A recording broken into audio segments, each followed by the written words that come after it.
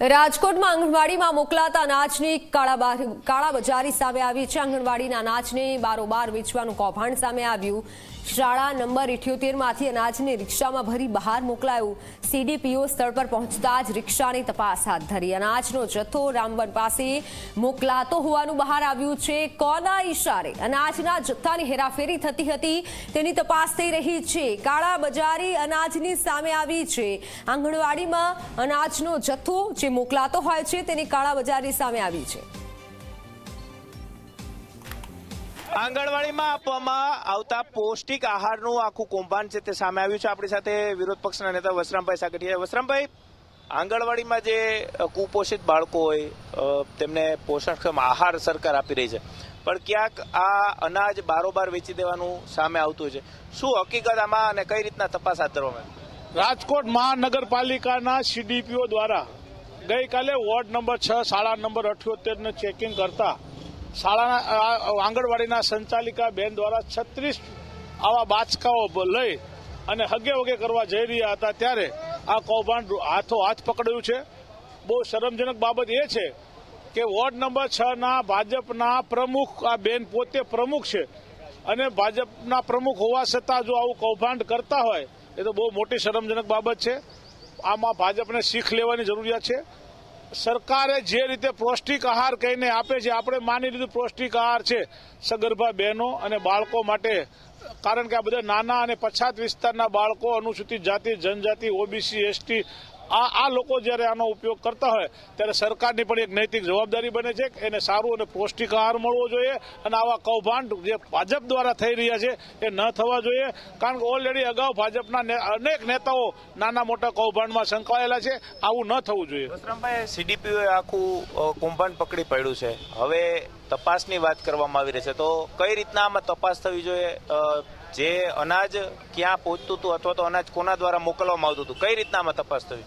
આજે રાજકોટ મહાનગરપાલિકાના કમિશનર અને જિલ્લાના કલેક્ટરશ્રીને હું લેખિતમાં આપવાનો છું। રાજકોટ શહેરમાં જે રીતે કૌભાંડ થઈ રહ્યું છે એની આખી ડિટેલ આપવાનો છું અને એની ઊંડી તપાસ માટે હું રાજકોટ મહાનગરપાલિકાના કમિશનરને લેખિતમાં રજૂઆત કરવાનો છું અને રાજકોટના કલેક્ટરને પણ કરવાનો છું। પૌષ્ટિક આહાર આવી રીતના બારોબાર વેચી દઈએ, આ આખું કૌભાંડ કઈ રીતના ચાલતું હોય છે? ને રાજકોટ શહેરમાં અનેક આંગણવાડીઓ આવેલી છે, તો બધી જગ્યાએ તપાસ થવી જોઈએ? બધી જગ્યાએ તપાસ તો થવી જોઈએ, એમાં કોઈ નો ડાઉટ, પરંતુ એના જે લોકો હકીકતમાં બાળકો ઓછા હોય છે અને વધારે દર્શાવતા હોય છે, ઘણીવાર એવું બને છે કે માલ આવ્યા પછી બાળકોને જમાડતા નથી હોતા અથવા બાળકોનો માલ ઓલરેડી ત્યાંથી ઉપાડી લે છે અને એ બાળકોનો ઓછો આપે છે, એ સેવ કરી અને બજારમાં વેચશે છે। આ જે વેચવાનું કૌભાંડ છે એ ભાજપના જો આગેવાનો પ્રમુખ જ કરતા હોય તો બહુ શરમજનક બાબત છે। વિરોધ પક્ષના નેતા વસરામભાઈ સાગઠિયા છે કે તેઓ સ્પષ્ટ રીતે કહી રહ્યા છે કે આંગણવાડીની અંદર આ પ્રકારે પોષકક્ષમ અનાજ છે તે બારોબાર વેચી દેવાનું આખું કૌભાંડ છે તે સામે આવ્યું છે, અને આજે તેઓ જિલ્લા કલેક્ટર અને મ્યુનિસિપલ કમિશનરને પત્ર લખી અને આ અંગે ઊંડાણપૂર્વક તપાસ કરવામાં આવે તેવી સ્પષ્ટ માંગ કરી રહ્યા છે। કેમેરા પર્સન ઉદય પવાર સાથે ગૌરવ દવે, સી મીડિયા, રાજકોટ। સમગ્ર મામલે કાર્યવાહી કરનાર સીડીપીઓનું નિવેદન, હું સ્થળ પર પહોંચી ત્યારે 36 બેગ લઈ જવાતી હતી, તે સમયે નમઝાબેન પઠાણ તે હાજર હતા। નમઝાબેને કબૂલ્યું કે હેલ્પર વર્કર રિક્ષામાં સામાન મુકાવ્યું। નમઝાબેને નેતાને ફોન કરી અને કાર્યવાહી રોકવા પ્રયાસ કર્યા।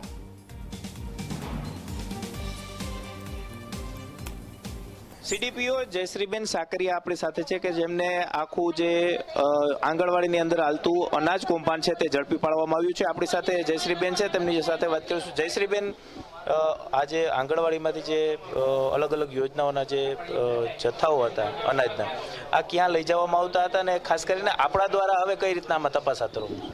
આ મને પ્રેસ મીડિયા દ્વારા જ બાતમી મળી હતી કે આ રીતનો આંગણવાડી નો જથ્થો રિક્ષામાં ભરેલો છે અને રામવન પાસેની આ રાધેકૃષ્ણ સોસાયટીમાં લઈ જવાનું હતું। અમે ત્યાંથી પકડ્યો છે અને પાછો આ કેન્દ્ર ઉપર લઈ આવ્યા છીએ, કારણ કે રિક્ષાવાળાને જ્યાંથી ભર્યો તો એડ્રેસ માલુમ હતું એટલે પરત ત્યાં આવ્યા હતા। હું બાતમી મળતાની સાથે ત્યાં પહોંચી ગઈ હતી, જથ્થો વેરીફાઈ કરી લીધો હતો કે હા આ ચાલુ મહિનાનો સ્ટોક છે, આટલી બેગ છે, જે અમને પણ ઓનલાઈન સોફ્ટવેરમાં દેખાડે જ છે। અને આંગણવાડી વર્કરે એવું કીધું કે હું કેન્દ્ર ઉપર હાજર નહોતી આજ રોજ, જેની પુષ્ટિ મને મુખ્ય સહાયિકા દ્વારા પણ કરવામાં આવી કે હા મારી રજા લઈને આરોગ્ય કેન્દ્રમાં ગયા હતા. અને આંગણવાડી વર્કર દ્વારા જ કબૂલાતનામું આપવામાં આવ્યું છે કે મારા હેલ્પરે આ સ્ટોક ભરાયો છે. બેન, આંગણવાડી વર્કર અને હેલ્પર આ બંને એવું કહે છે કે આવી કોઈ પણ જાતની ઘટના અહીંયા બની જ નથી. બેન, આપની પાસે શું લેખિતમાં એમને આપ્યું છે અને ખાસ કરીને આમાં હવે કઈ રીતના આગળ તપાસ થશે? આમાં હવે સરકારશ્રીના 25/11ના GR મુજબ જે નિયમો ટાંકેલા છે, વર્કર હેલ્પરની સામે શિક્ષાત્મક કાર્યવાહી, દંડનીય કાર્યવાહી, ફરજ પ્રત્યેની બેદરકારીના અમુક આખાની GRના નિયમો છે એ નિયમ મુજબ ટાંકીને અમે આગળની કાર્યવાહી કરીશ.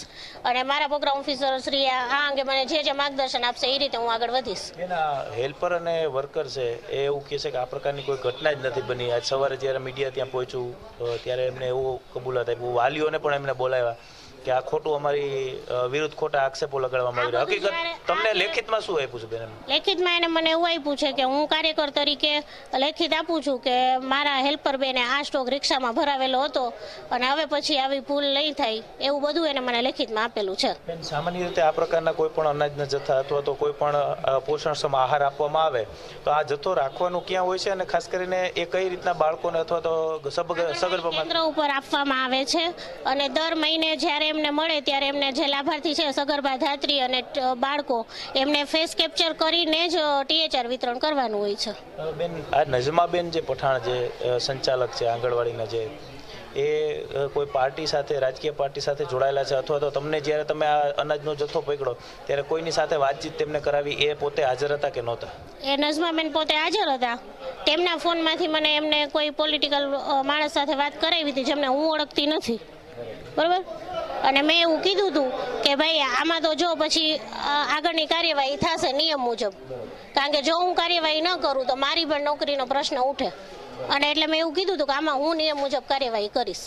ચોક્કસ જ જયશ્રીબેન સાકરિયા છે કે જેઓ CDPO છે ને તેમના દ્વારા આખું કૌભાંડ છે તે પકડી પાડવામાં આવ્યું છે. સાથે જ મહત્વની વાત એ છે કે જે રીતના નજમાબેન પઠાણ જે આંગણવાડીના સંચાલક છે તે ભારતીય જનતા પાર્ટીના વોર્ડ નંબર 6ના પ્રમુખ હોવાનું પણ સામે આવ્યું છે ને હવે ક્યાંક રાજકીય દબાણ કરી અને આખો મામલો દબાવવાનો પ્રયાસ છે તે કરવામાં આવતો હોય તેવું ચોક્કસથી લાગી રહ્યું છે. કેમેરા પર્સન ઉદય પવાર સાથે ગૌરવ દવે, ઝી મીડિયા, રાજકોટ.